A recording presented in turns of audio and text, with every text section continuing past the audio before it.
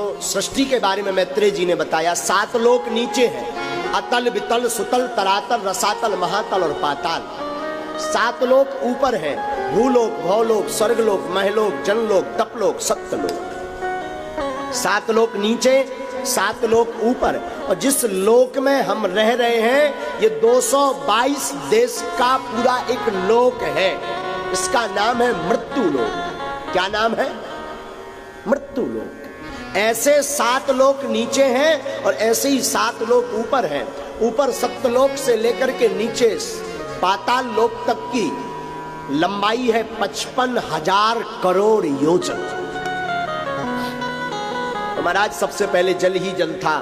विराट भगवान ने विचार किया कि कुछ लीला की जाए, तो विराट भगवान की नाभि से कमल निकला। कमल से ब्रह्मा जी प्रकट हुए। ब्रह्मा जी प्रकट हुए तो ब्रह्मा जी ने यत्र तत्र देखा तो सब जगह जल ही जल दिखाई पड़ा। ब्रह्मा जी सोचने लगे हमारे माता पिता कौन है, माई बापा कौन है, हम कहां से आए हैं, किस लिए आए हैं, पर वहां तो कुछ पता नहीं लगे। तो ब्रह्मा जी कमल की डंडी पकड़ करके नीचे की तरफ जल के मूल तक जाने का विचार किया। तो जहां तक उनकी श्वास रुकी रही वहां तक तो चले आवे, फिर हड़बड़ाहट हो गए तो घबरा करके फिर वापस आ गए, फिर वापस कमल पर बैठ गए। तो ब्रह्मा जी के कानों में 2 शब्द सुनाई दिए, ता उपा, तो पा। ब्रह्मा जी तप कीजिए। तो ब्रह्मा जी ने तप का नाम सुना तो तप किया, और तप की बड़ी महिमा है। तप बल रचय प्रपंच विधाता, तप बल विष्णु सकल जगधाता, तप बल शंभु करहि संहारा, तप बल शेष धरे महिमा। तप का बड़ा प्रभाव है। ब्रह्मा जी तप करते भगवान श्री हरि विराट प्रकट होते। ब्रह्मा जी आप हमारे बेटा हो, हम तुम्हारे पिता हैं। हो जय हो महाराज, किस लिए कृपा की है, मुझे क्यों बनाया? ब्रह्मा जी हमारी इच्छा है कि कुछ सृष्टि का खेल खेला जाए, आप हमारी सृष्टि बनाने में हमारी रक्षा करें, हमारी सहायता करें। ठीक महाराज, जैसी आपकी आज्ञा। ब्रह्मा जी ने सबसे पहले महाराज 4 कुमारों को बनाया, सनत, सनंदन, सनातन और सनत कुमार। सबसे पहले संसार में सबसे पहले ये 4 कुमार बने, छोटे छोटे। ब्रह्मा जी बोले बेटा तुम हमारे बच्चे हो, हमारी सृष्टि प्रक्रिया बढ़ाने में हमारी सहायता करो। तो 4 कुमार बोले पिताजी हम तो भगवान का भजन करेंगे, आपके चक्कर में पड़ने वाले नहीं है। ब्रह्मा जी को क्रोध आ गया, हमारे बेटे हमारी बात नहीं मान रहे। और महाराज एक लड़का अगर आजकल बात नहीं मान रहा है तो ये आदि काल से चल रहा है, कोई नई बात नहीं है। हाँ, इसलिए अगर बेटा तुम्हारी बात नहीं मान रहा है तो ज्यादा दुखी मत होना, ये आदि काल से चला आ रहा, शुरू से ही। बात नहीं मानी, 4 कुमार चले गए तो ब्रह्मा जी को क्रोध आ गया। क्रोध से भ्रकटी टेढ़ी हो गई। भ्रकटी यानी भौं है, और भ्रकटी टेढ़ी हुई तो भ्रकटी से रुद्र भगवान रोते हुए प्रकट हो गए। बोलो रुद्र भगवान की जय। रुद्र भगवान प्रकट भय। ब्रह्मा जी बोले भैया तुम हमारी सृष्टि प्रक्रिया बढ़ाने में सहायता करो। रुद्र भगवान बोले हम तो तैयार हैं। और रुद्र भगवान ने इतने भूत प्रीत बना दे महाराज, इतने भूत प्रीत बना दे कि ब्रह्मा जी का माथा ठनक गया। ब्रह्मा जी बोले बस कर भैया बस कर। बोले क्यों? अरे बोले इतने भूत प्रीत। बोले हमें तो यही बनाना आता है। बोले भैया रहने दे, तू अपना काम कर। भोले बाबा गए तो अपनी भजन करने लगे, साधना करने लगे। अब ब्रह्मा जी की छाया से कर्दम ऋषि बने, वाणी से सरस्वती प्रकट हुई, दक्षिण अंग से एक पुरुष प्रकट हुआ जिनका नाम था महाराज मनु, और वाम अंग से एक कन्या प्रकट हुई जिनका नाम था शतरूपा। मनु और शतरूपा से ही हम आप सभी हुए, इसलिए हम आप सबको मानव कहा जाता है। ब्रह्मा जी ने 9 ऋषियों को भी बनाया, मरीचि, अत्रि, अंगरा, पुलस्त, पुलाह, क्रतु, भृगु, वशिष्ठ, दक्ष और देव ऋषि नारद। मरीचि, अत्रि, अंगरा, पुलस्त, पुलह, क्रतु, भृगु, वशिष्ठ, दक्ष, देवऋषि, नारद, इन 10 ऋषियों की संतान 10 ऋषियों को उत्पन्न किया। ये ब्रह्मा जी के सभी मानसिक सृष्टि है। ब्रह्मा जी ने अपने मनोभाव से इन सबको प्रकट किया। छाया से कर्दम ऋषि, वाणी से सरस्वती, दक्षिण अंग से एक पुरुष, वाम अंग से कन्या, जिन्हें मनु और शतरूपा कहते हैं। मनु और शतरूपा की महाराज 5 संतानें हुई। कितनी? 5। 2 बेटा 3 बेटी। जो बेटी हुई उनमें थी आकुति, देवहूति, प्रसूति। और जो बेटा थे वो 2 थे। एक का नाम था प्रियव्रत और एक का नाम था उत्तानपाद। मनु महाराज से कहा ब्रह्मा जी ने, सृष्टि प्रक्रिया बढ़ाने में सहायता करो।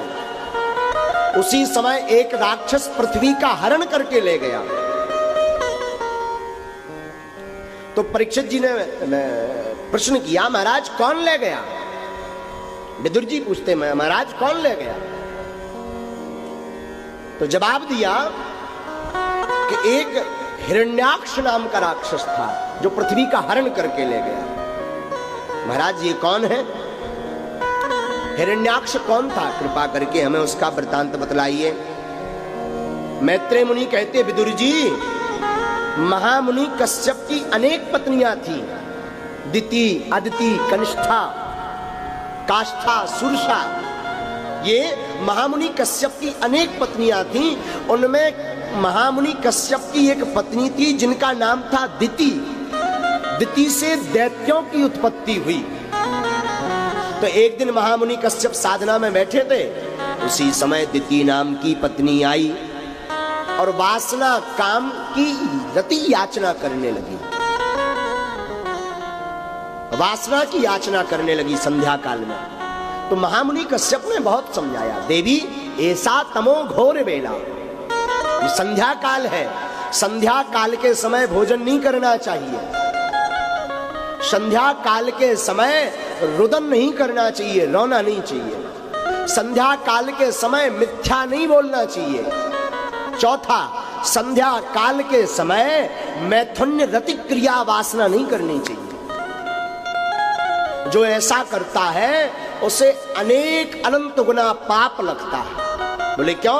बोले संध्या काल के समय, सांझ के समय भूत भावन महादेव अपने गणों के साथ पृथ्वी पर विचरण करते हैं, पृथ्वी पर आते हैं। लेकिन वो नहीं मानी दिति नाम की देवी। तो कश्यप मुनि ने उनके मन की तृप्ति के लिए भोगस सहवास किया, जिसके परिणाम स्वरूप उनकी कोख में हिरण्यकश्यपु और हिरण्याक्ष जैसे 2 महाराक्षस आ गए। बाद में बड़ा पछतावा हुआ दिति देवी को, और इतना पछतावा हुआ कि 100 वर्ष तक अपनी कोख में पुत्रों को रखी रही, उन्हें जन्म नहीं दिया। 100 वर्ष तक।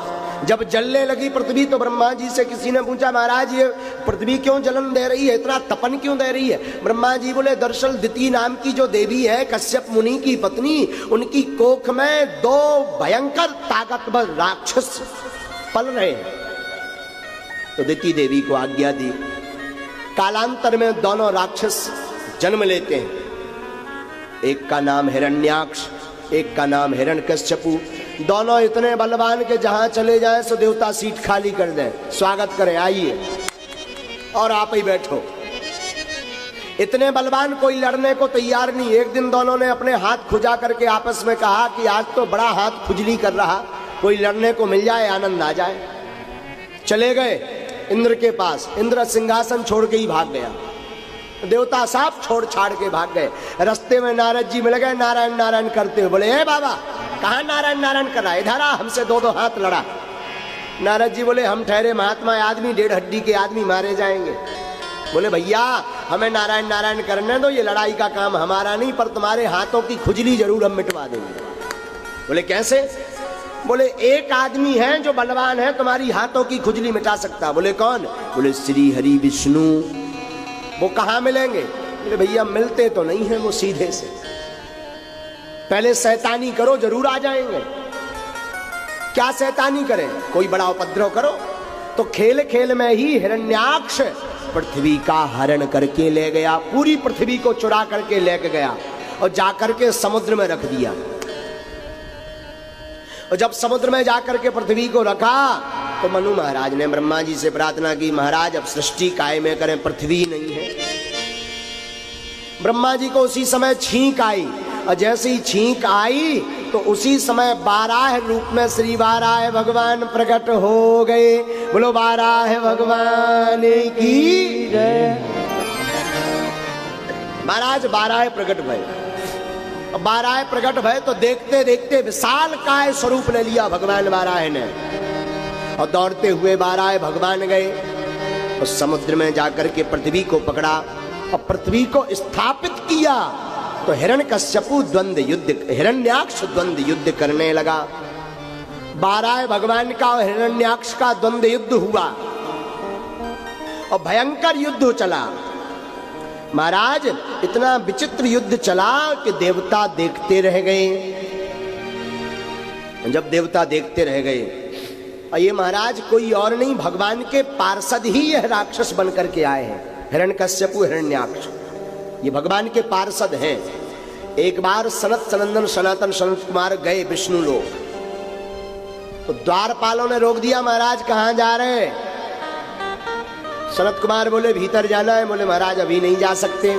तो सनत कुमारों को क्रोध आ गया, श्राप दे दिया, जाओ तुम दोनों 3 जन्म तक पृथ्वी पर जाकर के राक्षस बनकर पैदा हो। भगवान ने शोर सुना तो भगवान दरवाजे तक आ गए, और भगवान दरवाजे पर आए, हाथ जोड़कर बोले महाराज क्या हुआ? बोले तुम्हारे पहरेदार हमें पहचानते नहीं। भगवान बोले महाराज गलती तो हुई है पहरेदारों से, और भगवान ने सुंदर स्तुति की।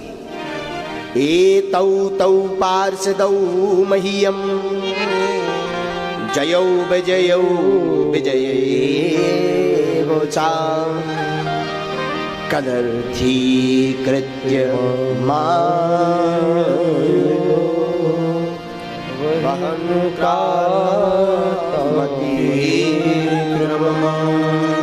महाराज भगवान की अब कुशलता देखिए, भगवान कितने कुशल है वाक्य शैली में।